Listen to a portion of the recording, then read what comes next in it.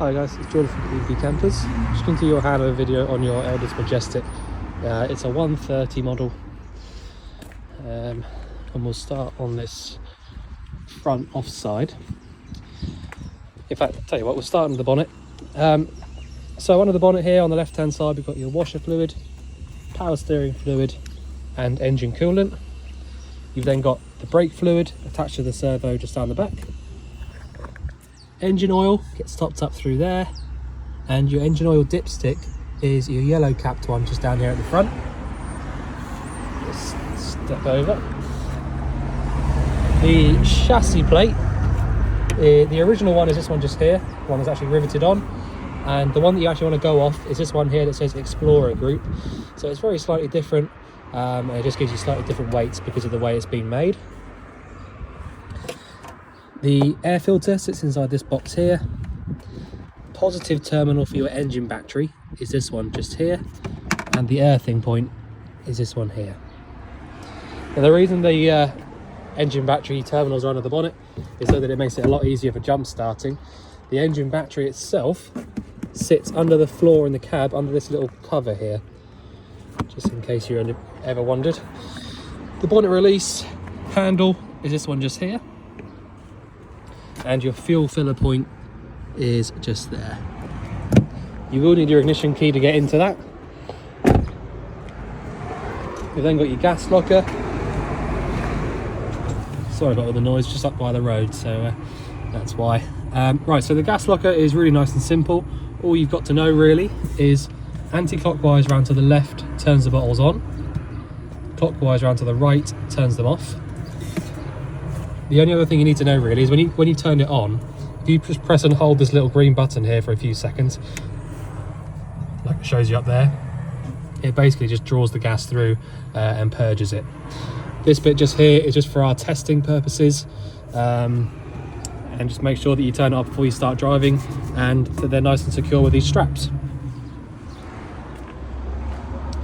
The step comes out with this switch just here. You can see they're working really nicely, and also just down here by the step we've got your wastewater drain off point. The bike rack at the back with all of its working arms present, and the reversing camera, duo camera at the top there. These vents just here are for the fridge, so if you wanted to light the fridge up on gas, really you should be taking these vents off. If you wanted to double check that it was definitely working, you can put your hand over this top right hand side of this top vent, and that should feel a little bit of warm air coming out through that, just so that you can double check there that it's working properly. On the off side here, you've got your toilet cassette locker. Once you've got the toilet cassette out like this, which all you need to do is lift up on the little green tab down there and pull it out. Once you've got this out, you can then take it all the way out and sort of inspect it or do whatever you need to do with it. You drain these out from here, so you take this off and drain it out, and when you're actually draining it out, you need to hold down the little green button there at the back to release a little bit of pressure. This bit at the top is your flush fluid reservoir. It works on a U-bend, so when you pour it in, it will stay at that level, but you need to check the this little pipe just here is your actual level indicator for that. So I'll just put that back on properly.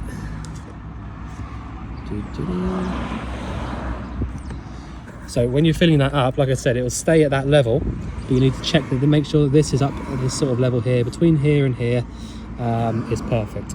So that's your flush fluid. We've then got the boiler vent just here, so it's a Truma combi boiler. I'll show you how all that works when we get inside, but this is the vent for that.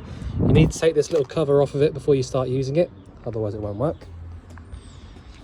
You've got your water inlet point, which I'll show you in the wardrobe in here. There's a brand new inlet point for that, but you basically just plug it into that, drop it into a tank or whatever you've got there in order to fill it up with. The fresh water drain off is this one just down here, and that is in the open position at the moment. And then at the front here we've got this locker, which is for your leisure battery and your hookup.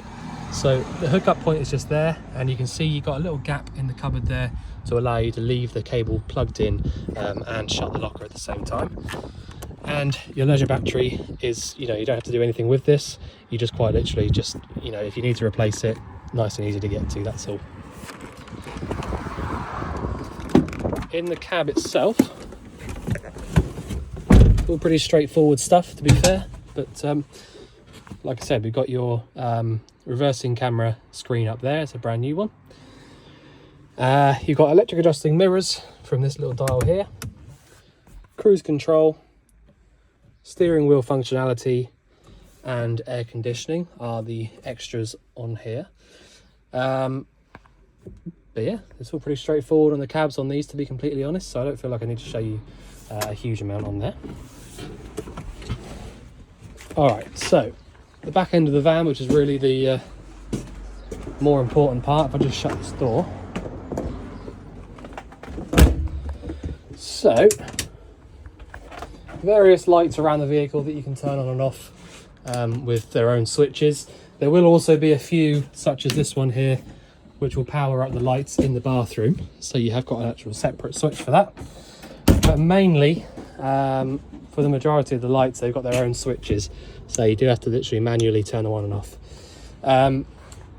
So that's that. So when you first come into the vehicle, I'm just going to show you this whole section here, because this is kind of like the control panel area. I mean, this really is your control panel, to be honest. But the first thing you need to do, in fact, before even that, Elddis's, Auto Quests and things like that tend to have this little button down here next to the step switch. And that's basically a 12-volt isolator. So when you come into the vehicle, if you don't turn that back on, or if you don't leave it on, you won't get any power going to anything at all. So you need to turn that on before doing anything else. It's basically there so that if you were going to leave the van for a little while, you can turn that off, and then you shouldn't have any battery drain on your leisure battery at all. So that's why that's there. Once you've turned that on, you'll have power at this little control panel here. It's really simple how it works. You've got this little rocker switch on the right hand side here that says aux and vehicle. You want this up on aux anytime that you want to use anything in the vehicle, right? So anything you want to use, like lights, ignitions, anything at all like that, anything 12 volt, even your pump, if you put it down on vehicle, it's basically being powered up from the vehicle battery. So after a certain amount of time, your engine battery will go flat and you won't be able to start the van up. So that's why you need to have it up here on aux. Once you finish with the vehicle, turn it back to the middle, and that turns out all the power to everything off. All the time that you've got one of these batteries selected, it's telling you the voltage that's in it. So at the moment, we've got just below 12 volts, which is perfect because I've got things running. If the hookup was plugged in, you'd be looking more up at around 14. But at the moment, that's perfect. 12 volts, with battery drawing power is perfectly fine. If I press and hold on this middle button here that says water, you have to look at the bottom scale, and it's showing us that the water tank is empty. And it is, because I showed you outside the fresh water drain off is open, so that should be right. The pump switch, if I turn this pump on, it will just run on and run on and run on and never stop, because the fresh water tank is empty. Okay, so this pump in this vehicle won't stop going until it gets to pressure. So if there's no water in the tank, it will never turn off. Okay, so in order to get any water in your boiler, any water to any of the taps, you need to fill up that fresh tank first. And the way to do that, like I said, you've got the new filler point in here. So the filling bit is here. So you've got this point just here that actually plugs into that point outside. You can either put it straight to a hose point, or you can get an attachment that basically means that you can just drop it into a tank of water. So I don't know if that specific attachment's in this van at the moment, but basically at the moment you've got this point here that connects onto there and connects onto a hose point. So it really is simple. It just means that you can then take water from anywhere at all, essentially. But that's how you fill up the fresh water tank. Once you have filled the fresh tank up, I'm just going to turn this heater off quickly because it is hot. Once you've got fresh water in the tank, you can come to this scale again and it will show you fresh water in the tank, however much you put in. Once you've done that, you can then turn your pump on, come over to the tap once you turn the pump on, and just pull the hot water side through and just wait for the water to come through and stop sort of coughing and spluttering. Once the hot water's coming through quite nicely and clearly, you can know for a fact that your boiler is full of water and you can go ahead and start using it like normal. So if I just quickly explain that, if you imagine the freshwater tank's down here somewhere, if you turn the pump on and draw the cold water through any of the taps in the vehicle, it essentially just draws water straight from the boiler straight to the tap. Whereas the hot water side of things comes from the boiler, through the pump, through the boiler first, and then to the hot side of the taps. Okay, so if the boiler isn't full of water, you will not get any water coming to the hot part of the tap. Okay, so in order to use the boiler, you need to make sure that it's full, and that is the only way to do that. So making sure that you just wait for the water to come through nice and clearly on the hot side, then you can go ahead and use the boiler like I'm just going to show you. So it's all pretty straightforward once you get the hang of it. Somebody has put a little label on here which is helpful to help you remember what these two do. So down here we've got your, so I don't really, this isn't really a very helpful sticker if I'm completely honest. So this that says gas heating, it's not heating, this is the hot water. Okay, so please just ignore this part. This is the hot water on gas, granted, but it's not heating. Okay, so the one that says Ultra Store just here, the bottom left one, is your hot water on gas. Okay, so I'm only going to turn this on very briefly because I don't actually have any water in the tank and I don't want it to overheat. So if I have water in the tank, I can turn this on, and after a few seconds it will light up, and then you can basically just wait for it to get hot. Okay, after about half an hour or so, you'll have whatever temperature water that you set, whether it be 30 or any number through up to 70. Okay, so this is your gas water heating. If you've got an electric hookup plugged in, you can heat the water up via the electric element, which is that button just there. So this one's right, electric immersion heater.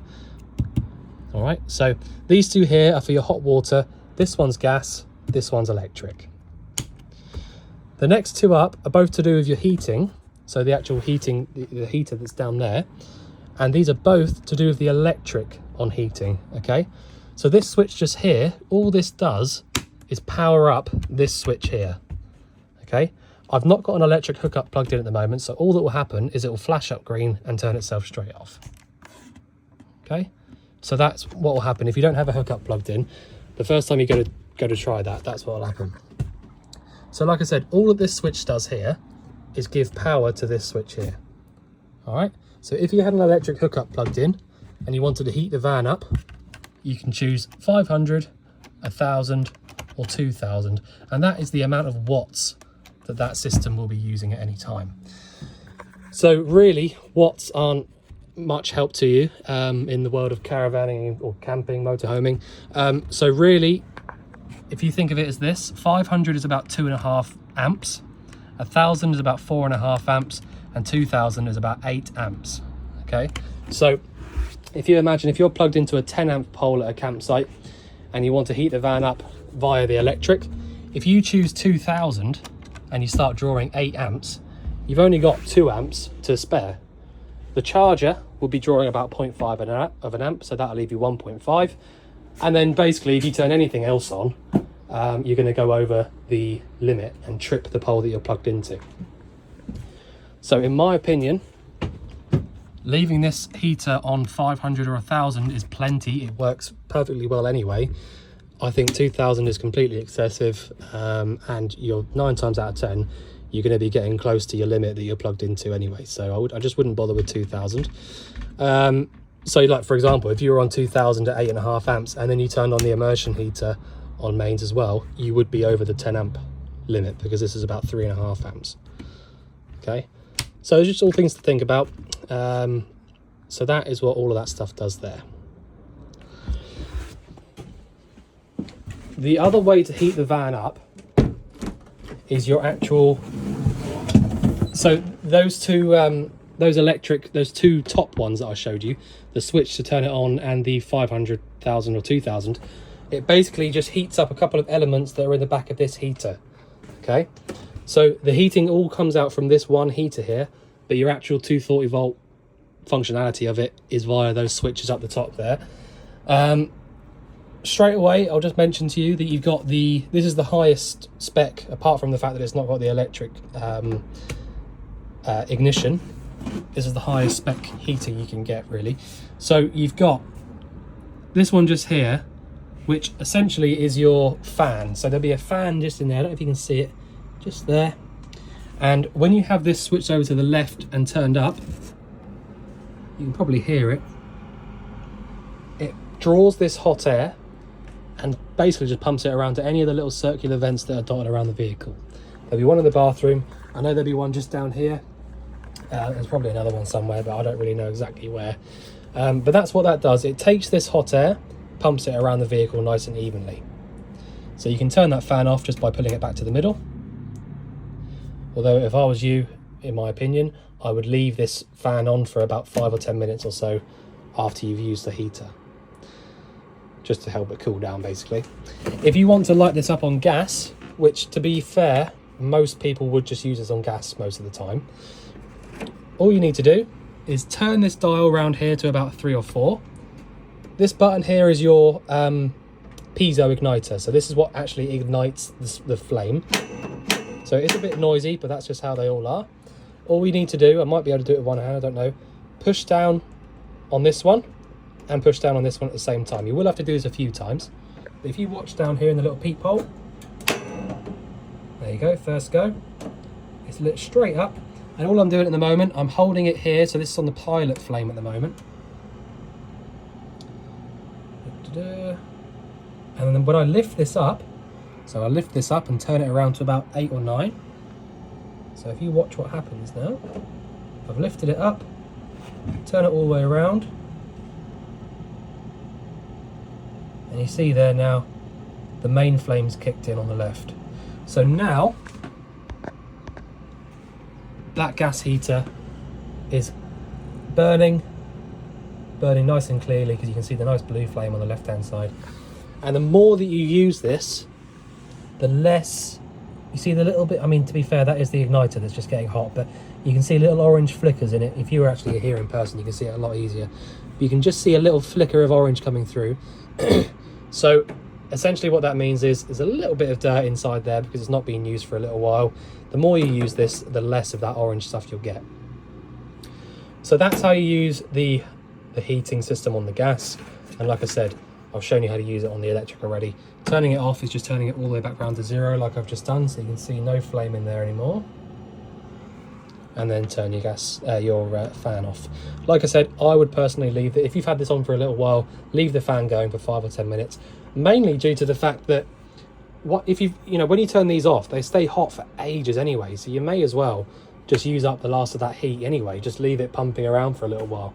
When you turn these off, they stay hot for like 10-15 minutes, so you get quite a lot more heat coming from it. So that's how you use that.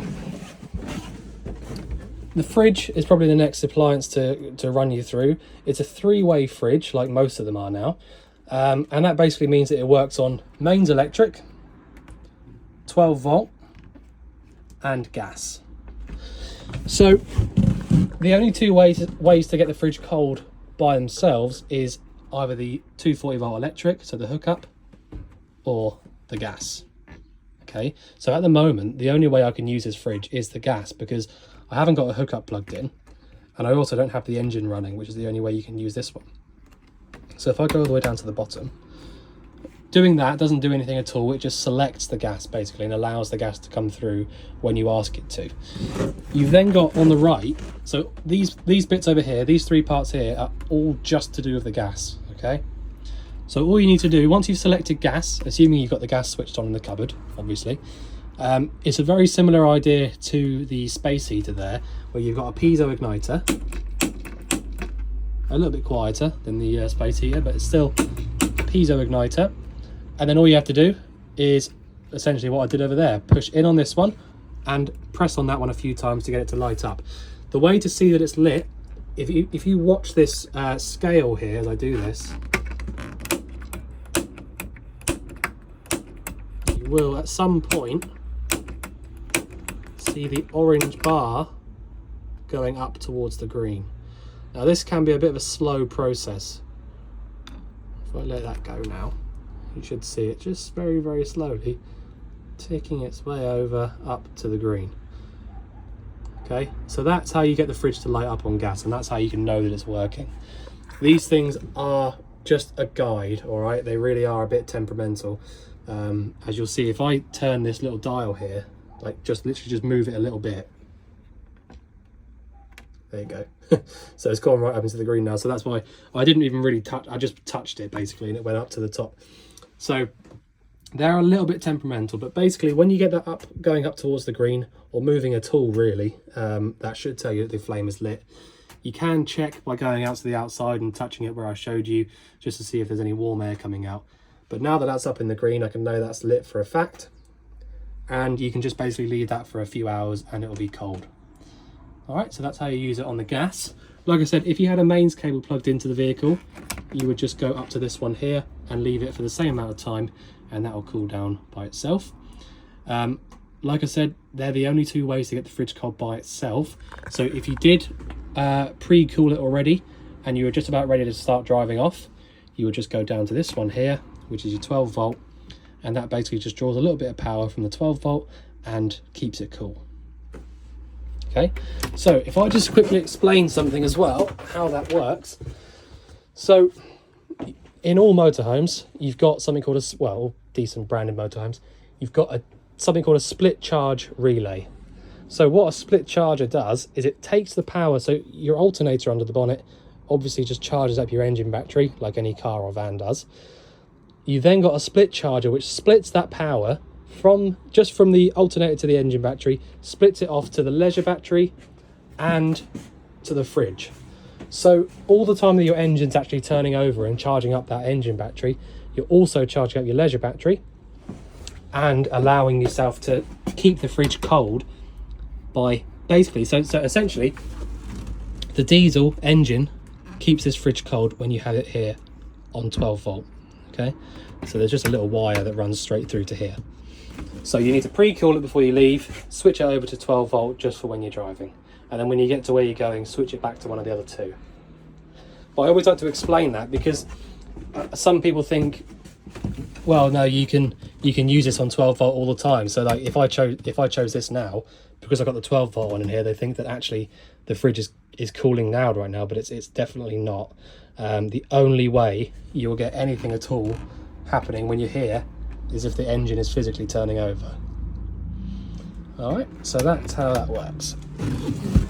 The cooker, quite interesting really. So it's a Thetford cooker. So you've got the gas, it's all gas obviously, but you've got the grill at the top here, which is from this left-hand dial here. Oven, which is from the right-hand dial, all with this one ignition switch.